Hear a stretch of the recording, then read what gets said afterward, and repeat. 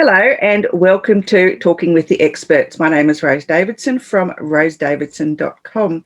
And Talking with the Experts is all about business by business owners for business owners, and it can be found in all the popular podcast platforms and on YouTube. And today my guest is Alan Stevens, who is an international profiling and communications specialist who has worked with international clients like Disney Films and Gillette, and he has and other high-profile organisations like the Australian Federal Police, and he has helped them to understand how people tick. And I know that is one of Alan's favourite topics, is how people tick. His business is reading faces, and so if you want someone to profile your staff in your business, he's the person to go to.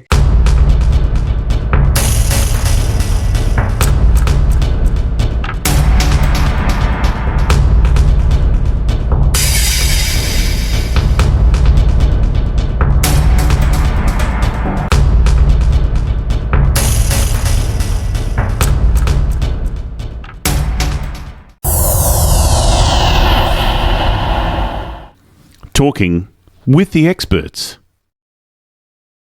Welcome, Alan, and thank you for joining me today. Thank you very much for the invitation. It's good to catch up with you again. It is. Yeah, this is round two since July, so yeah, it's really great to have you back in.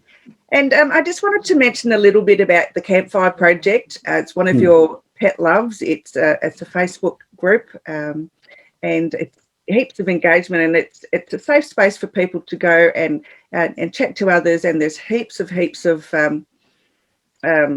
fireside chats and panel discussions and all sorts of things going on. And it's a great space just to be in. It's safe, it's warm, and it's heaps of information in there. So I just want to make mention of that and to congratulate you on your recent awards that you've received this year, or last year actually. Yeah, so well done with those. Thanks very much. Yeah, the year's getting away very quickly, isn't it? We're already well into 2021. Yeah, I can't believe it's the end of January already. My God, it's just gone flying by. Now, one of your other projects is called We Together. So do you want to just explain a little bit about that before we go on with discussing leadership in business? Excellent. Well, it's linked to the Campfire Project because my business, as you know, is teaching people how to read other people more effectively. So I do a lot of work in corporates. And when I'm talking to business owners, a lot of the business owners, especially the men, were saying that they didn't really know their role in the workplace because of all the political correctness, and they didn't really understand their role in the family. They felt their job was to go out and bring the mortgage, pay the mortgage and everything else, bring all the goodies into the family, and then they were in trouble for not being at home often enough. And they said, well, we're confused. And I thought, right, we needed a safe place for men to be able to come and be able to give themselves permission to tell their stories. And I started the Campfire Project for that reason. But as you know, we've had women in the group from day one. And this is where the We Together part of it starts to come together, because it's not just another men's group where men could just come and have a bit of a whinge. It was a place where they could come and work through some issues, but at the same time, how does a man know that they've got it together until they go out and they spend time with their partners and their families, the community, etc.? It's just like going to a motivational seminar and then coming home and being smacked in the face by the real world and going, oh, where's the next seminar again? So the beautiful part of it was the women who were in the group were very respectful to the men, which was what it was all about. It gave them an opportunity to hear how men could speak when they had they felt safe to do so. And in the last 2.5 years, because I started that, I think about the 18th of July, 2018, and we've had, what is it now, almost 230 one-on-one discussions, over 90 panel discussions, and we've got Facebook Lives going as well. There's about 35 of those. So we're looking at well over around 350 hours of video recordings. And in that, with the men, first of all, talking one-on-one, brought them into the panel discussions. Once we brought the men into the panel discussions, that's when the women who were in the group couldn't contain themselves anymore. And they said, we love these guys. We want to hear them, speak to them because we love the way they talk. I interviewed the women one-on-one. You've been a guest in there a couple of times now on that side of it. And you've also been, once we had a few women on the one-on-ones, I then brought them into the panel discussions as well, as you know, and I've lost count of the number of the panels that you've been on as well. And so it gave the men and women an opportunity to hear each other, speak in a safe location where it was the one stipulation is I don't care about gender, I don't care about your religion, I don't care about your culture or backgrounds or anything else. It's the quality of your heart. Will you treat everybody with respect? If you don't agree with them, ask them, why do you feel it's that way? Explain to me so I can understand. And every conversation we've had in all that time, or as I said, well over 350 hours of videos, not one rude word or cross word between any of the men and women, which has been absolutely phenomenal. It's been really, really great. And I've really enjoyed being part of the journey, since you started this, because I was one of the very first ones. So it's amazing how it's grown in such a short time, because really 2.5 years really is a short time. That's it. And that's where the We Together then came into play, because the hashtag We Together was the hashtag I created to try and get that initiative out there. But it's when we stand shoulder to shoulder. Like, I know that Men Too, Me Too, all those different groups were absolutely necessary at the time. But eventually, the problems they solve today become the problems of tomorrow. Because, the Me Too movement started, it started fixing a lot of problems, but then there was some abuse going on there with some of the accusations that the Men Too movement started. And we're always working on symptoms. But when we get together, shoulder to shoulder, looking at the problem, then the problem's over here. It's not between me and the other person. We're both standing together looking over here. And that changes the dynamics of the conversation. So we're not looking at each other being the problem, but working together to find the solution to the problem. And that way we're not finding solutions to symptoms, we're finding solutions to problems. Yeah. And that was exactly why I decided that was needed. So, and I know that the We Too has a website where some of the money goes to a charity of yours. Yeah, well, I realised that because I'm always looking at what's the next thing that I can do. We had a lot of people coming into the Campfire Project who were stepping up. And as I say, as a leader, my job is to make myself redundant. And so helping other people to come up and do what I'm doing as well, if not better than I've been doing it, so I can then go and do other things. And a lot of people in the Campfire Project have stepped up and they've started running one-on-one discussions, the interviews with people, doing panel discussions, which allowed me then to work on the next thing. And I thought, right, we've got a lot of members from different charities in the group as well. And I thought, how can we help them? And through a friend of mine who did a deal with over 1,400 merchants, including eBay, Expedia, Amazon, Coles, Woolworths, iTunes, The Good Guys, JB Hi-Fi, you can come through the wetogether.com.au website, pick up the extra, offers and specials that each of those merchants are providing, go from the We Together website into their website and buy online. So you make savings when you shop by going through the We Together website, besides just going straight to the merchant. 2% of everything you spend then comes back to one of 3 charities in the group, and you choose which charity you want. And we've got the Integra service dogs, which are the dogs that they train for the first responders who are suffering from PTSD. Then there's Mentoring Men. And I know that if we help men to become better men, the recipients of that are their partners and their children. This is how we get rid of domestic violence and bullying and all those different issues, by helping men to become the leaders that they should be in their families. So becoming a man and not the man. And so not in competition. And in that process, there's also then the Destiny Rescue, which are the men that go undercover into Asia to recover the children from sex slavery.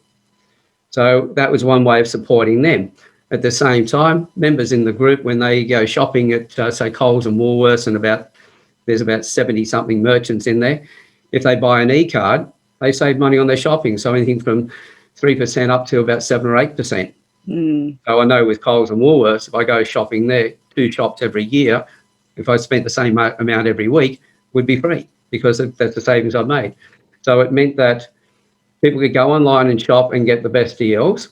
Money would come back to the charities. And then when the individual went shopping at the supermarket and the other outlets, they would also make savings. What I get out of the database, or sorry, the website is the database, because there's no money that comes to me. Everything's transparent and goes straight through. It allows me to connect with more people, to show them more about the We Together movement, the Campfire Project, and how to build stronger global communities.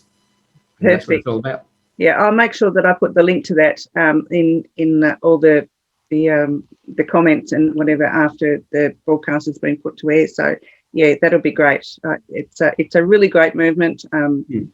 It really deserves more recognition and more, I guess, public knowledge of what it is and how it can work.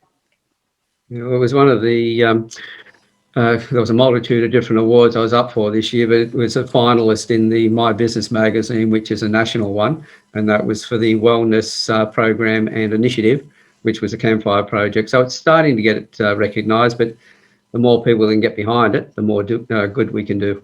Absolutely. All right, so let's get on to our topic about leadership in business, because we had a discussion just before we went on about how through COVID a lot of people left organisations because the leadership was really bad.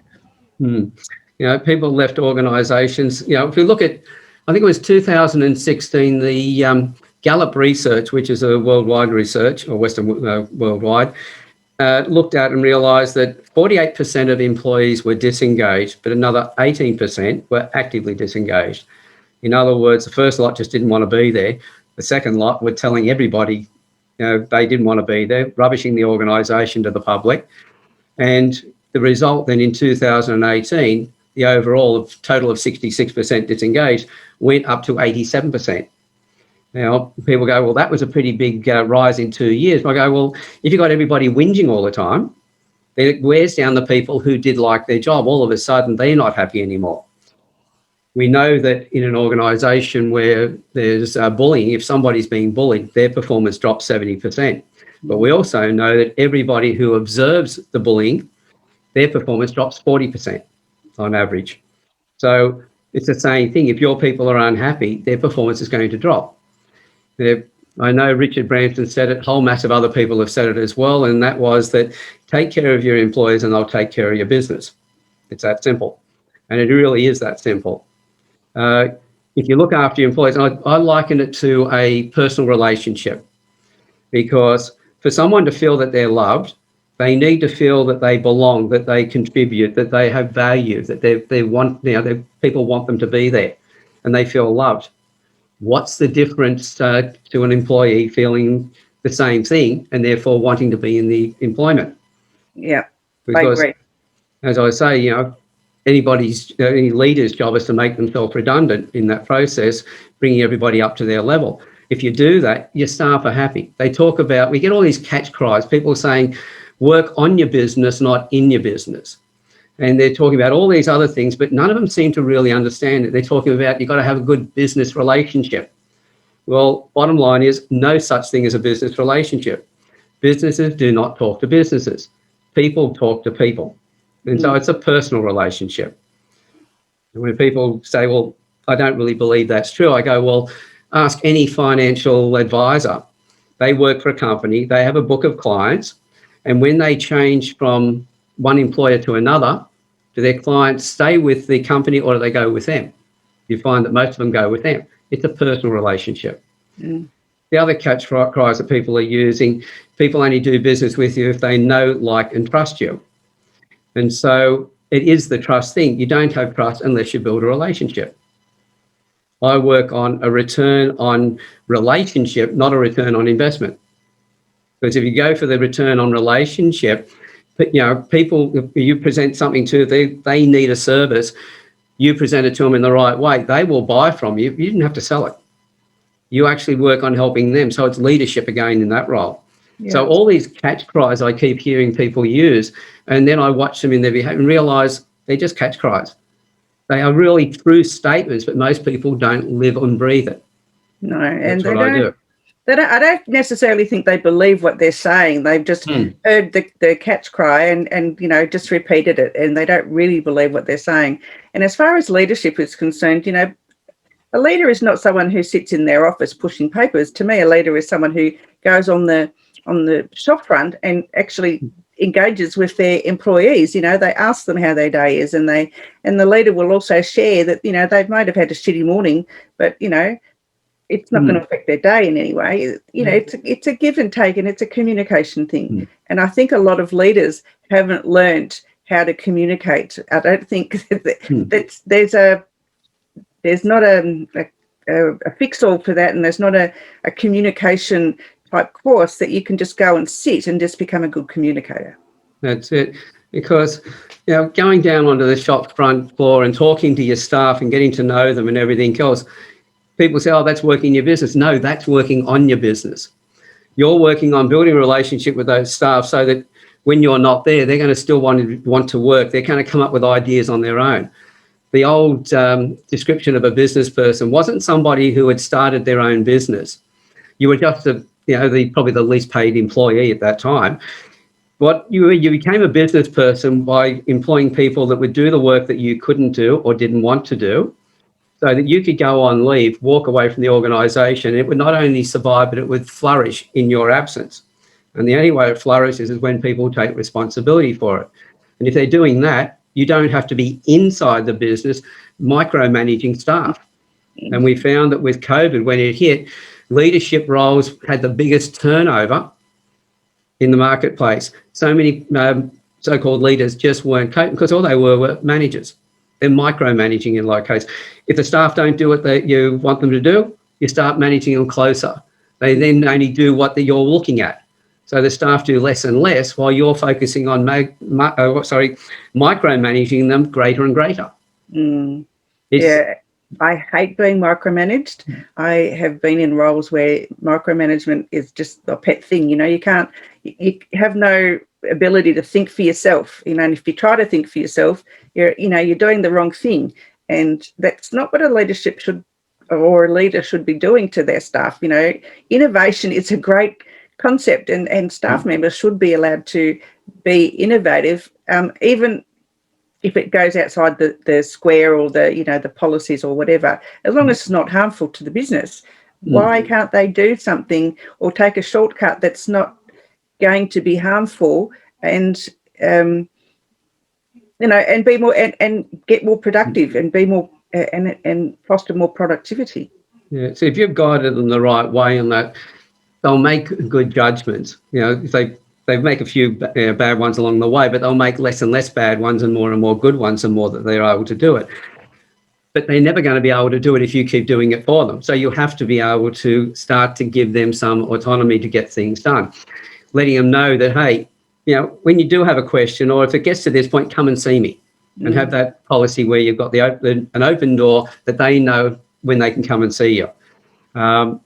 There's certain, as I'm a profiler, I look at everybody, and your face tells me everything I need to know about you. It tells me your personality, how you like to think and process. When I'm talking to you, I've got the body language and expressions that now tell me your emotions, and put it all together. You pretty much tell if somebody is, got their character, if they're telling you the truth and everything else. So with all of that, the more that you're able to read the other person, understand them, and guide them around that, and know where their strengths are and where their weaknesses might be when they're stressed, you start to structure things around. This is where you do your training. We've had a workshop this morning where we talked about hiring people. Do you hire them on their skills or their attitude? Well, common sense is you can train people for skills, so you hire them on their attitude. But it goes beyond that, and that's where my profiling comes in, because I now look at exactly where are the strengths and the weaknesses, what's the high side of the person's face, where's the low side, what things will push their buttons, what things will give them stress. How they not only have they got the skills to do that task, but if they're a team leader or whatever, how they work in with everybody else. So you might have all the skills to be a great leader and working on your own, but then can they work with their staff? So getting all that right.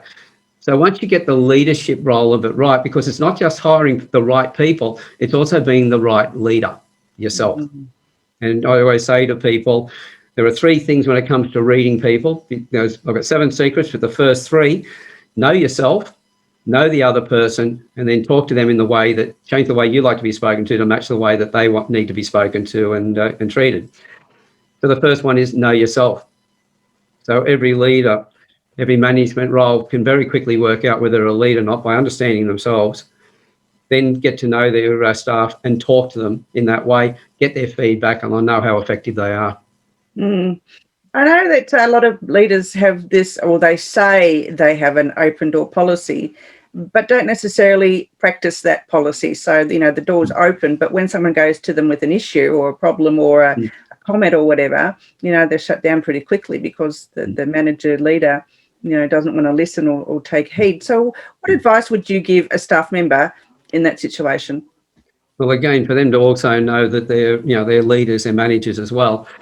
The leader might have an attitude at first, yes, I'm going to have an open door policy, but their personality traits are somebody who really focuses in on something. And when they're working on something that is a bit stressful, everything else is excluded and they're focused in there.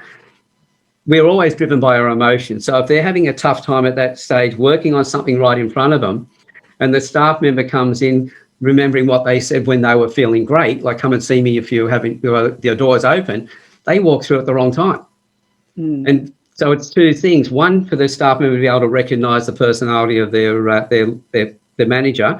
At the same time, for the manager to understand their own personality and say, right, yes, I've told them there's an open door policy.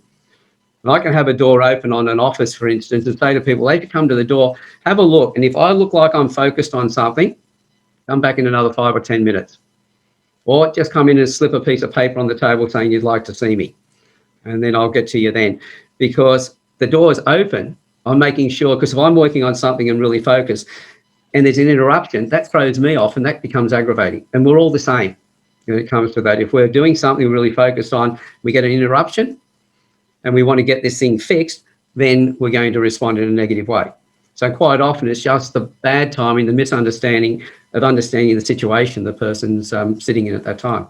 Yeah, okay. So that's really great advice too, because I know even at home, because, being stuck at home for months, it's, if I'm stuck in doing something and someone comes and interrupts me, I get a little bit cross because I think, oh my God, what do you want this time? So it does. I understand that fully, but a lot of staff members don't understand. They think they're being pushed away, or the boss doesn't care for them, or, and I guess you're right. It's a matter of knowing that the leader or manager or whatever, they're people too, and they will get cross if they're being interrupted for doing something. That's it. So in any organisation, when you've got staff, and especially when you've just employed them, it's a parent-child relationship. Now, a lot of my work is with families, with parents and their kids, and I realise that whenever you're explaining something to somebody who doesn't know, it's the same as a teacher with a student, a parent with a child. It's all a parent-child relationship. But what we're trying to do is to take it to a parent-to-parent relationship, where we help our staff to get to that level where they can work autonomously and also then be able to come back and talk to us on that same level. And that's when you go from working in your business to working on your business. It goes where you go from being a manager to where you become a leader. And so being able to do that, it's in the conversations, and communications are two-way. Yes, when you listen to the radio, communication's one way, unless you're screaming back at your radio at whatever's on. But it's always they're one way. But when you've got two people, it's a two-way communication. And a lot of people forget, especially when they're giving instructions to somebody else, don't be the radio transmitter. Also turn your receiver on. Tell the person what you need to tell them, but also get feedback from them. Turn it into a conversation, because we know that when people communicate a conversation, problems disappear. They disappear very quickly. We made the mistake many, many years ago with time management. We thought that was a great idea. We removed the water cooler and other things like that from the office because everyone had to have everything close to them. Well, that brought in a lot of problems with different personalities and body conditions. It also meant that in a successful business, 2/3 of the conversations, the daily conversations, are not about spreadsheets. They're about personal items. It's where we network, where we connect as human beings. And those organisations that had that ratio, 1 part business to 2 parts personal, they were the most successful organisations. But then we brought time management in. Yes, people were getting to things quickly, but we really created a lot of long-term problems. Yeah, I agree. Time management. If you can't manage your time, you can't manage your business, is what the ethos was at the time. And it's not true. People manage time in different ways. And just because they want to spend time by the water cooler or the photocopy machine or whatever, having a chat about, what they're going to do on the weekend, doesn't mean that they're not being productive. They're just being people. Yeah, it's adding to the productivity massively because it's building a relationship between those people. As I said, every relationship is a personal relationship. And when one of those people has an issue or a problem, the others will be there to help them out. That's teamwork. So the water cooler was great for building teams. And we threw it out because the experts just looked at, with blinders on, if we can get everything close to everybody, they'll be able to, instead of walking to the printer, they can lean for it and all this sort of thing. That would save time. But what they didn't realise was we're dealing not with machines here, we're dealing with human beings. And we're basically, the majority of our makeup is emotional. As they say in communication, we're 82% emotion and 18% logic. Every decision we make has more emotion in it than we have logic. Yes, I might need a car to get from A to B, but that's the end of the logical side of it. It's then going to be, well, logic might be okay if there's going to be a small car or a big car. Am I carrying anything with me and that sort of thing? So I need a trailer or whatever, or a ute. But it then comes down to, once I've been selected the type of vehicle I need, it's all emotional. Yep. What colour is it? Does it go fast? That's it. Does it make me feel nice? Is it comfortable to sit in? Yeah, it is. Does it smell nice? It's all those things, Exactly. I bought a car because, yes, the logical side of it was my son was selling it as a balloon item at the end of his leasing period. So I got a car worth twice its value for half its price. And but the main thing was it had cup holders, because my other cars, never had a car before with cup holders in it before. And when I'm driving, someone like to take a cup of coffee with me. And it's not really that safe having it sitting on your lap. No. So that was totally emotional. And anybody who says, no, I biologically, I go, yes, really? Never have I bought a car. Our last car I bought because it was red. Because I just thought it would go faster. And it had nice mag wheels on it. So I thought, that's just the perfect car for me. I liked it. And that's the only reason I bought it, not for anything other than it was red and it had nice rims. Yeah. So in that case, if we're all emotional, we come back then to when we're selling to somebody, and you see why you've got to have that relationship, because if they don't feel connected to you, they're not going to connect to your product or service. That's correct. Yeah, I agree. And I often feel challenged with that because I'm such a logical person. I'm a logical thinker, and I find it hard to bring emotion into my copy. And because I think, well, if I'm going to buy something, I will buy it on logic. I won't buy it on emotion, because I actually need that, whatever the product or the service. And I don't often buy a service from an emotional connection. So for me, that's difficult. So I don't know how I'm going to get around that. I'm learning slowly, but it's taking some time. Just remembering that when you write, yes, they used to be, let's sell all the features. That's where it first started. We'd sell things on features. Then we realised it was a benefit of the features. And so we talk about the benefits that gave somebody, the benefit of a printer that prints 10 pages a minute type thing compared to one that's 4 means that you're able to get your copies faster. That allows you then to get something else out of that, that time saving, etc. But then we learned to go beyond that, and there became the benefit behind the benefits. So what's the emotion? This is where it came in. What's the emotion behind it? Because all sales are based on the time. We want to save time, and money. We want to make money, and we want to save money. And the emotions have got to be right, how it feels. So as they say, the ETM equals the ATM. So you get those 3 right. So, but the emotion's always in there. So the more you can connect with the other person, and it's in that connection time that you're finding out about them, and you're finding out what they need, what they want, but beyond that, why they want what they want. What's the outcome? What's the shadow values behind that? Getting into those areas and the secondary gain that somebody gets from it. Because just getting more sales somebody says, I want to get more sales. Well, I'm going to go deeper. I want to find out, why do you want to get more sales? Do you want to get more, go get them faster? Do you want to get to more sales in that period of time by doing them faster? Or do you just want to get them done in a shorter period of time so you got more time outside? If you are doing it, getting time outside, what are you doing outside? Okay, I want to be there when my kids go to school. I want to be there when they come home, or I want to take them to school and pick them up in the afternoons and do my work in between. Now we're getting to the emotional reasons. And it's in that I'm not selling how to get more sales. What I'm showing to them, which they will then buy, is how to get that emotional outcome that they're after. And see, the only way you do that is by truly focusing on your client or the person you're talking to, building a relationship with them, and then you're not really selling to them, but they're buying from you. And because you really now become a problem solver. So people who don't like selling now becomes caring.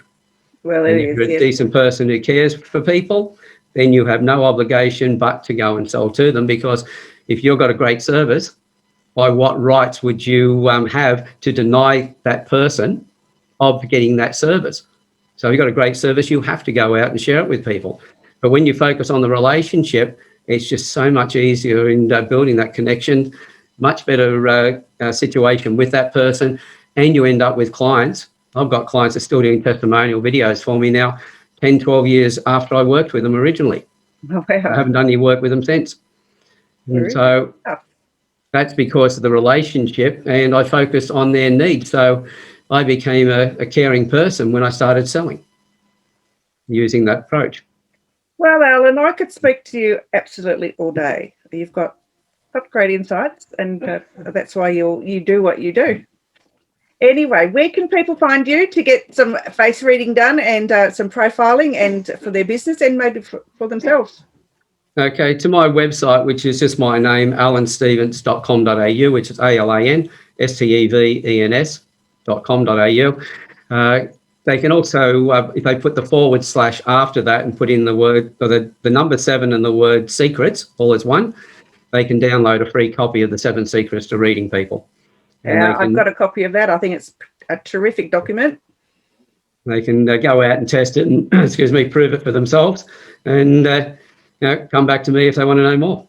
That's it. All right, Alan, thank you so much. And I will put all your links and things in, as I said, in the copy. And I will, don't forget to mention the We Together thing. So, yeah, love you to talk to you. And hopefully we can chat again in a few more months' time, and we'll talk about something else. I'll look forward to it. Thanks, Bye Alan. for now. Bye.